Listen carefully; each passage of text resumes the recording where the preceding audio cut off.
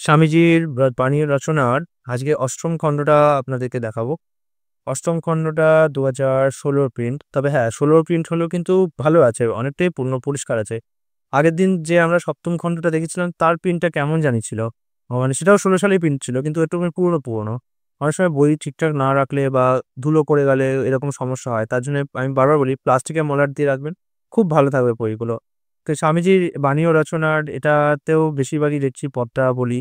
৭ নম্বর খণ্ডটা আর ৮ নম্বর খণ্ডটা পত্রাবলী দিয়েই ঘুরে আছে। এরপরে আমি দেখতে পাচ্ছি রামায়ণ। রামায়ণ কি স্বামীজি, আচ্ছা, স্বামীজিও রামায়ণ লিখেছিলেন। না, মহাপুরুষ প্রসঙ্গ। মহাপুরুষ প্রসঙ্গতে রামায়ণ আছে, জগতে জড়ভরতের উপাখ্যান আছে, প্রহ্লাদ চরিত আছে, কৃষ্ণ ও তাহার শিক্ষা আছে। অর্থাৎ স্বামীজি মহাপুরুষদের ব্যাপারে লেখার চেষ্টা করেছিলেন। যদিও কৃষ্ণ মহাপুরুষ না, কৃষ্ণ ভগবান। বুদ্ধের বাণী আছে, অহরি বাবাও রয়েছে, মতীয় আচার্যদেব রয়েছে, শ্রীরামকৃষ্ণ তাহার মত, তারপরে গীতা। এক সেকেন্ড, কি গীতা? তা আবার কি গীতা? গীতা প্রসঙ্গ, এটা গীতা প্রসঙ্গ রয়েছে।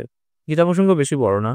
তারপরে পরিশিষ্টতে রয়েছে পত্রাবলী, তথ্যপঞ্জি রয়েছে। মানে অনেক সময় পত্রাবলী পড়লে কাকে পাঠাচ্ছে, কি পাঠাচ্ছে, এটা অসুবিধা হয়।